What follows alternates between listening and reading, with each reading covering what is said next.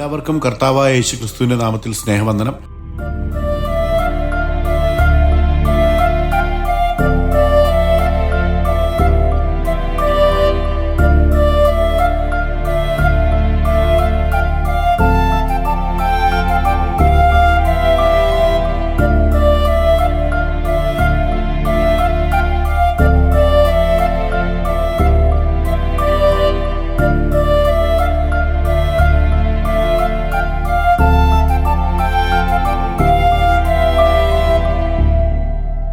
ഇന്ന് നാം വായനയ്ക്കും ചിന്തയ്ക്കുമായി എടുക്കുന്ന വേദഭാഗം വിശുദ്ധ മത്തായി എഴുതിയ സുവിശേഷം 26 അധ്യായം 26 മുതൽ 30 വരെയുള്ള വാക്യങ്ങളാണ്. 25 വരെയുള്ള വാക്യങ്ങളിൽ യൂദാസ് ഇസ്കര്യാത്താവ് ക്രിസ്തുവിനെ 30 വെള്ളിക്കാശിന് ഒറ്റിക്കൊടുക്കുവാൻ മഹാപുരോഹിതന്മാരോട് സമ്മതിക്കുന്നുവെന്നും പെസഹ അത്താഴ സമയത്ത് ക്രിസ്തു തന്നെ വഞ്ചിക്കുവാൻ പോകുന്നവൻ അവരുടെ ഇടയിൽ തന്നെ ഉണ്ടെന്ന് അറിയിക്കുമ്പോൾ യൂദാസ് അത് ഞാനോ എന്ന് ചോദിക്കുന്നതും യേശു ക്രിസ്തു മറുപടിയായി നീ തന്നെ എന്ന് അവനോട് പറയുന്നതും നാം വായിച്ചു. 26 വാക്യത്തിൽ അവർ ഭക്ഷിക്കുമ്പോൾ യേശു അപ്പമെടുത്ത് വാഴ്ത്തി നുറുക്കി ശിഷ്യന്മാർക്ക് കൊടുത്തു, വാങ്ങി ഭക്ഷിപ്പിൻ, ഇത് എന്റെ ശരീരം എന്ന് പറഞ്ഞു എന്ന് വായിക്കുന്നു. ലൂക്കോസിന്റെ സുവിശേഷം 22 അധ്യായം 15 വാക്യം കൂടെ ചേർത്ത് വായിച്ചാൽ കർത്താവ് അവരോട്, ഞാൻ കഷ്ടം അനുഭവിക്കും മുമ്പേ ഈ പെസഹ നിങ്ങളോടുകൂടെ കഴിപ്പാൻ വാഞ്ചയോടെ ആഗ്രഹിച്ചു എന്ന് വെളിപ്പെടുത്തുന്നത് വിവരിച്ചിരിക്കുന്നു.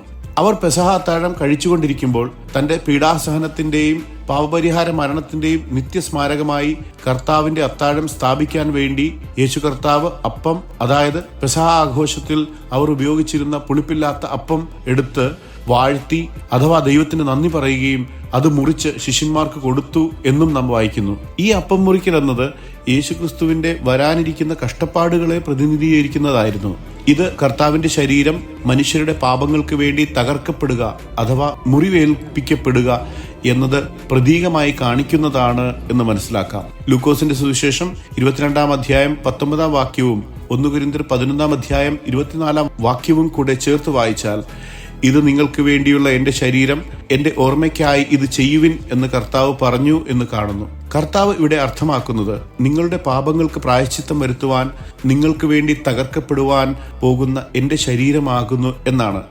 കർത്താവ് അപ്പം മുറിച്ചപ്പോൾ തന്റെ ശരീരം എങ്ങനെ മുറിയപ്പെടുമെന്ന് മുറിഞ്ഞ അപ്പം മുഖാന്തരം കാണിക്കുകയും പിന്നീട് ശിഷ്യന്മാർക്കും സകല ക്രിസ്ത്യാനികൾക്കും തന്റെ മരണവും കഷ്ടപ്പാടുകളും ഓർമ്മിക്കാൻ അപ്പം മുറിക്കുന്ന ഈ ഓർമ്മയാചരണം ചെയ്യാൻ കർത്താവ് കൽപ്പിക്കുന്നതായും മനസ്സിലാക്കാം.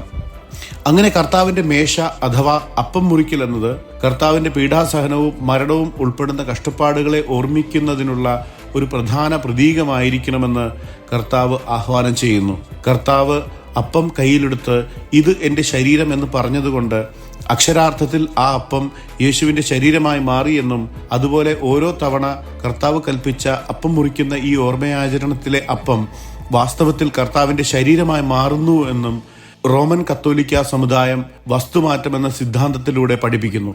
എന്നാൽ കർത്താവ് തന്റെ തൃക്കരങ്ങളിൽ അപ്പം വസ്തുമാറ്റം നടത്തി തന്റെ മറ്റൊരു ശരീരം എടുത്തു എന്നത് അസംബന്ധവും വചനവിരുദ്ധവുമായ ഉപദേശമാണ്. ഉദാഹരണത്തിന് പുറപ്പാട് പുസ്തകം 12 അധ്യായം 11 വാക്യത്തിൽ പെസഹ കുഞ്ഞാടിനെ ഭക്ഷിക്കണമെന്ന കൽപ്പനയിൽ മോശ ഉപയോഗിച്ച പ്രയോഗം ഇത് യഹോവയുടെ പെസഹ ആകുന്നു എന്നാണ്.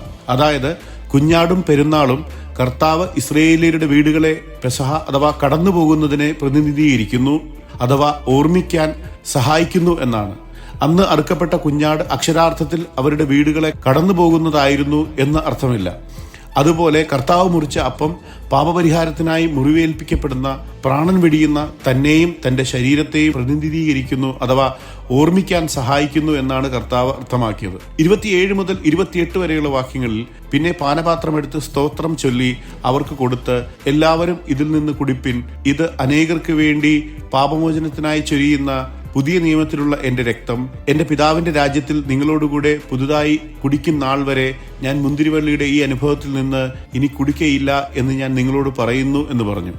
ഇത് പുതിയ നിയമത്തിലെ എന്റെ രക്തമാകുന്നു, പാപമോചനത്തിനായി അനേകർക്ക് വേണ്ടി ചൊരിയപ്പെടുന്നതുമാകുന്നു എന്നതുകൊണ്ട് കർത്താവിന്റെ രക്തം പുതിയ നിയമത്തിന് അടിസ്ഥാനമാകുന്നുവെന്നും പുതിയ നിയമം കർത്താവിന്റെ രക്തം വഴി ഉറപ്പിക്കപ്പെടുന്നു എന്നും വ്യക്തമാക്കുന്നു. യേശു കർത്താവ് ഇത് എന്റെ രക്തം എന്ന് പറയുന്നതിലൂടെ വീഞ്ഞ് കർത്താവിന്റെ രക്തത്തിന്റെ പ്രതിനിധാനമാണെന്ന് മനസ്സിലാക്കാം. ക്രിസ്തുവിന്റെ രക്തം പുതിയ നിയമത്തിന്റെ പ്രതീകവും കർത്താവിന്റെ മരണത്തിന്റെ വിമോചനാത്മക സ്വഭാവവും വ്യക്തമാക്കുന്നു. അതിനാൽ കർത്താവിന്റെ അത്താഴത്തിൽ വീഞ്ഞ് സ്വീകരിക്കുമ്പോൾ വിശ്വാസികൾ ക്രിസ്തുവിന്റെ രക്തത്തിലൂടെ ലഭിക്കുന്ന പാപക്ഷമയും പുതിയ നിയമത്തിന്റെ അനുഗ്രഹങ്ങളും ആത്മാർത്ഥമായി ഓർമ്മിക്കുന്നു. കർത്താവിന്റെ അത്താഴത്തിലെ പാനപാത്രം ക്രിസ്തുവിന്റെ രക്തത്തെ പ്രതിനിധീകരിക്കുന്ന വീഞ്ഞാണ്. ക്രിസ്തു പാനപാത്രം വാഴ്ത്തി അഥവാ ദൈവത്തിന് നന്ദി പറഞ്ഞുകൊണ്ട് ശിഷ്യന്മാർക്ക് നൽകി അതിൽ നിന്ന് എല്ലാവരും കുടിക്കണമെന്ന് കൽപ്പിച്ചത് ക്രിസ്തുവിന്റെ നിസ്തുല്യമായ പുതിയ ഉടമ്പടി ലോകമെമ്പാടുമുള്ള വിശ്വാസികൾക്ക് ഒരേ രീതിയിൽ ലഭ്യമാകുന്നു എന്നത് സൂചിപ്പിക്കുന്നു. ഇസ്രയേൽ ജനത്തോട് മോശ മുഖാന്തരം ദൈവം ചെയ്ത പഴയ നിയമമെന്ന ഉടമ്പടി കാളകളുടെയും ആടുകളുടെയും രക്തം തളിച്ചാണ് സ്ഥിരീകരിച്ചത് എന്ന് പുറപ്പാട് പുസ്തകം 24 അധ്യായം 8 മുതലായ വേദഭാഗം വ്യക്തമാക്കുന്നു. എന്നാൽ പുതിയ നിയമത്തിൽ ക്രിസ്തു തന്നെ മധ്യസ്ഥനാകയാൽ കർത്താവിന്റെ രക്തത്താൽ തന്നെയാണ് ഈ ഉടമ്പടി സ്ഥിരീകരിക്കുന്നത്. എബ്രായ ലേഖനം 9 അധ്യായം 15 വാക്യത്തിൽ അത് നിമിത്തം ആദ്യ നിയമങ്ങളിലെ ലംഘനങ്ങളിൽ നിന്നുള്ള വീണ്ടെടുപ്പിനായി ഒരു മരണമുണ്ടായിട്ട് നിത്യാവകാശത്തിന്റെ വാഗ്ദത്തം വിളിക്കപ്പെട്ടവർക്ക് ലഭിക്കേണ്ടതിന് അവൻ പുതിയ നിയമത്തിന്റെ മധ്യസ്ഥനാകുന്നു എന്നെഴുതിയിരിക്കുന്നു. അനേകർക്ക് വേണ്ടി ചൊരിയപ്പെടുന്ന രക്തം എന്നതുകൊണ്ട് പാപമോചന യാഗത്തെ കാണിക്കുന്നു. മനുഷ്യപുത്രൻ ശുശ്രൂഷ ചെയ്യിപ്പാനല്ല, ശുശ്രൂഷിപ്പാനും അനേകർക്ക് വേണ്ടി തന്റെ ജീവനെ മറുവിലയായി കൊടുപ്പാനും വന്നു എന്ന് മത്തായി സുവിശേഷം 20 അധ്യായം 28 വാക്യത്തിൽ കർത്താവ് പറഞ്ഞത് ഇങ്ങനെ നിവൃത്തിയാകുമെന്നാണ് കർത്താവ് ഇവിടെ വ്യക്തമാക്കുന്നത്. ലേവ്യ പുസ്തകം 17 അധ്യായം 11 വാക്യം അനുസരിച്ച് മാംസത്തിന്റെ ജീവൻ രക്തത്തിലായതിനാൽ പാപക്ഷമയ്ക്കായി രക്തം ചൊരിയാൻ ആവശ്യമായിരുന്നുവെന്നും ന്യായപ്രമാണ പ്രകാരം ഏകദേശം സകലവും രക്തത്താൽ ശുദ്ധീകരിക്കപ്പെടുന്നു, രക്തം ചൊരിഞ്ഞിട്ടല്ലാതെ വിമോചനമില്ല എന്നും ഹെബ്രായ ലേഖനം 9 അധ്യായം 22 വാക്യത്തിലും നാം വായിക്കുന്നു. ഇവിടെ പുതിയ നിയമം എന്നതുകൊണ്ട് കർത്താവ് എന്താണ് അർത്ഥമാക്കുന്നത് എന്ന് ശ്രദ്ധിക്കാം. പഴയ ഉടമ്പടിയിൽ മോശയുടെ ന്യായപ്രമാണത്തിന്റെ കീഴിൽ ദൈവം തന്റെ ജനത്തോട് കർശന അനുസരണം ആവശ്യപ്പെട്ട് അവർക്ക് പ്രതിദിന യാഗങ്ങൾ അർപ്പിക്കേണ്ടതുമായിരുന്നു എന്ന് തിരുവെഴുത്ത് വ്യക്തമാക്കുന്നു. എന്നാൽ പുതിയ ഉടമ്പടി ഹൃദയത്തിൽ എഴുതപ്പെട്ടതും ക്രിസ്തുവിന്റെ രക്തത്താൽ സ്ഥാപിതവുമായതാണ് എന്ന് ലൂക്കോസിന്റെ സുവിശേഷം 22 അധ്യായം 20 വാക്യം കൂടെ ചേർത്ത് വായിച്ചാൽ വ്യക്തമാണ്.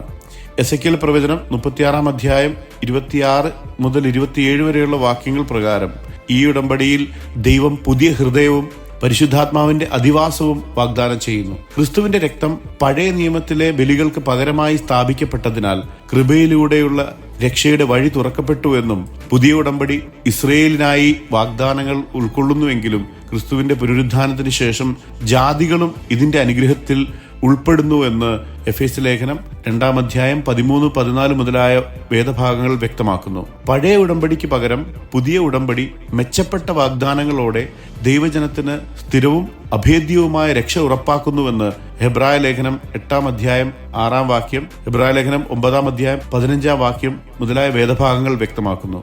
ക്രിസ്തുവിന്റെ രക്തം പഴയ നിയമത്തിലെ ബലികളെക്കാൾ അത്യുന്നതവും പാപം പൂർണ്ണമായി പരിഹരിക്കുന്നതുമാണ് എന്ന് ഹെബ്രായ ലേഖനം 10 അധ്യായം 10 മുതൽ 14 വരെയുള്ള വാക്യങ്ങൾ നമ്മോട് പറയുന്നു.